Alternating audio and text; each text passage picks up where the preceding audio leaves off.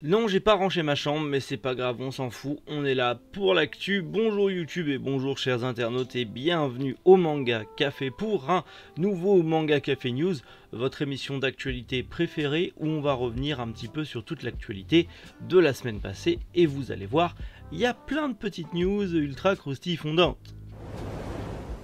Et on commence avec un petit bonus sympathique pour la sortie de The Danger in My Heart. Le manga Back Home, un nouveau manga complètement inédit qui arrive chez Kana. On a enfin un visuel pour le tome 2 de Senseiya Time Odyssey. Panini tire sur la corde avec, encore une fois, Demon Slayer au bout. Après Blue Lock, c'est Murder Lock qui arrive du coup chez Mangetsu. Vous aimez Valkyrie Apocalypse? Ça tombe bien, un spin-off arrive chez Kiyun. Et pour finir, on va reparler de l'attaque des titans avec une petite offre commerciale plutôt sympathique. Allez, Manga Café News, eh bien c'est maintenant.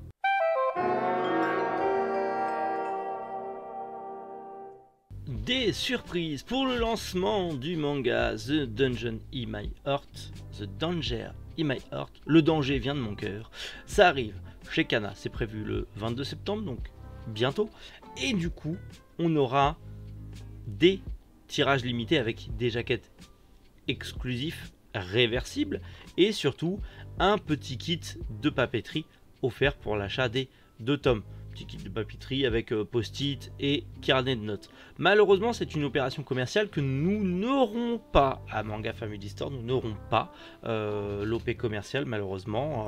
Elle nous a pas été proposée, mais c'est disponible dans tous les cas chez les revendeurs et potentiellement dans d'autres collègues, chez d'autres collègues libraires. Donc n'hésitez pas à vous renseigner.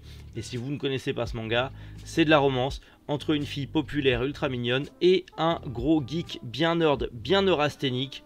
C'est une comédie romantique. Bon, si vous êtes fan du genre, ça arrive le 22 septembre. On reste chez Kana avec Back Home, un nouveau manga, une création inédite venue tout droit d'Espagne, fait justement par Sergio Hernandez et Tony Caballero. En gros, c'est une histoire courte en 2 tomes sur les zombies, très inspiré du délire Resident Evil. Ça sort le 3 novembre, en plus les 2 tomes sortent le 3 novembre, donc ça c'est plutôt cool. On va y suivre clairement une invasion zombie et une jeune fille qui va essayer de retrouver ses proches et de survivre avec tout un groupe paramilitaire derrière. Ça a l'air cool, ça parle de zombies, ça ressemble à du Resident Evil, j'adore ça. Je sais que Jérôme JDMP aussi, donc si jamais tu passes par là, je sais que ça aussi ça va te plaire. Dans tous les cas, comme je l'ai dit, ça sort le 3 novembre. Après Halloween, c'est dommage, mais ça sort le 3 novembre. Et je vais me jeter dessus et potentiellement je vous en reparlerai. Oui.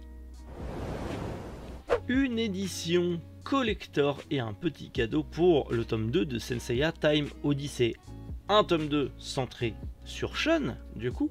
On a eu le grand frère Iki sur le tome 1. Sur le tome 2, on aura une histoire centrée sur Shun, en sachant que les 5 tomes, les 5 histoires se répondent. En plus de ça, si vous achetez du coup ce tome 2, vous aurez 4 ex-libris qui sont juste là avec notamment Mu du bélier, 2 de Shun et Seyar en armure d'or du Sagittaire. En tout cas, ça a l'air cool, mais surtout il y a une édition collector comme pour le tome 1, mais cette fois-ci on est plus sur le fourreau au design de la boîte de Pandore et pas du tout de la boîte du chevalier d'Andromède, en tout cas de l'armure d'Andromède, contrairement au premier collector qui lui ressemblait à la boîte de l'armure du Phénix. Dommage, j'aurais aimé que les 5 du coup, puisqu'il y a 5 chevaliers de bronze, que les 5 fourreaux du collector ressemblent aux 5 boîtes des 5 armures de bronze de nos chevaliers préférés. Bref, à voir ce que ça va donner sur les prochains. Par contre, le collector sortirait le 22 septembre 2023, tout comme le tome classique. Mais dans mes précommandes, je n'ai pas vu de collector. Je vais voir si potentiellement ça a été rajouté sur les précommandes de septembre, même si c'est presque déjà trop tard, on va dire. Donc, je ne sais pas si j'aurai de collector en stock, et je ne sais même pas si j'aurai les ex-libris à Manga Family Store. Dans tous les cas, je vais en rentrer quelques-uns, donc n'hésitez pas à passer mangafamilystore.fr, lien en description avec le petit code promo si vous voulez faire des petits achats manga. Oui, et vous pouvez toujours me contacter aussi par mail si vous voulez passer des commandes, ça marche aussi. Le sujet principal de cette émission, l'intégrale de Demon Slayer qui arrive en coffret chez Panini. Panini tire vraiment sur la corde avec Demon Slayer. Ça fait longtemps que je le dis et ça ne m'étonne même pas qu'un coffret intégral arrive. On a eu l'édition classique de Demon Slayer qui a sauvé un petit peu Panini de la banqueroute. On va pas se mentir qu'ils ont éclaté les scores grâce à ça. Ils ont sorti les coffrets, les plusieurs petits coffrets qui sont du coup toujours en vente et terminés. Ils ont sorti le coffret collector du tome 1 avec le roman. Ils ont sorti les spin-offs. Ils vont bientôt sortir une édition perfecte grand format et aussi un coffret intégral du manga. Coffret intégral qui, ma foi, est très joli. C'est prévu pour le 2 novembre, mais 167,67 € pour l'intégrale. Si vous ne l'avez pas encore, c'est plutôt cool. Mais si vous avez déjà les mangas Demon Slayer, Panini, au moins, eux, ont pensé à tout, puisqu'ils vont sortir le coffret vide à 14,99 € le 2 novembre également. Donc vous aurez la possibilité d'avoir le coffret vide. Le seul truc que vous n'aurez pas dans ce coffret vide, c'est le petit côté porte coulissante qu'il y a dans le coffret avec les mangas à l'intérieur. Vous aurez juste un coffret plus basique. Je pense que c'est par rapport au fait que ça va être démonté et plié comme pour les coffrets One Piece, qu'il faudra le monter soi-même et que je pense qu'ils n'ont pas voulu se faire chier à ajouter un système de coulisses qui aurait pu s'abîmer ou quoi que ce soit et les gens auraient pu râler. Je pense que c'est surtout une mesure de facilité, ce qui dans un sens est très compréhensible. Mais en tout cas, vous pourrez avoir le coffret vide si vous avez déjà les mangas. Et ça c'est cool, ce serait bien que certaines maisons d'édition aussi y pensent pour la suite. On a enfin un manga survival, un death game qui arrive chez Mangetsu, il était temps. Murder Lock, oui j'ai dit ça ressemble à Blue Lock parce qu'il y a juste le mot Lock. Je fais ce que je veux, c'est mon émission, c'est ma chaîne. Mais en tout cas, ça m'a l'air franchement cool. 5 tomes au total, c'est un manga qui est terminé au Japon et qui arrivera en septembre 2024. On a un peu de temps, genre 1 an. Mais au moins vous le savez, voilà, vous êtes au courant de la news. Ça a l'air plutôt cool, on est clairement sur un huis clos survival game type tous les death games qui existent, comme les récents Tomodachi Game par exemple.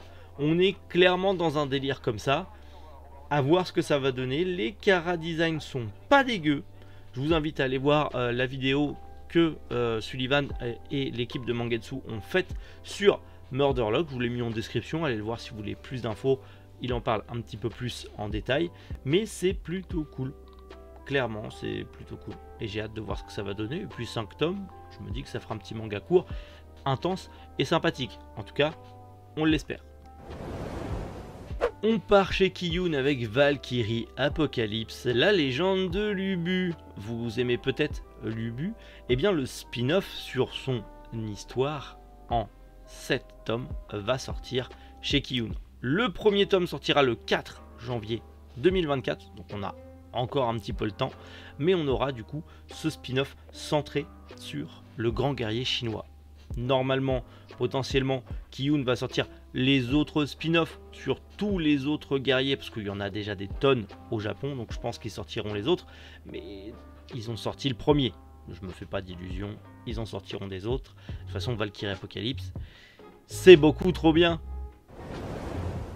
Il n'y a pas que Panini qui tire sur la corde, puisque Pika Edition aussi tire bien fort sur la corde avec l'Attaque des Titans, l'une de ses séries phares.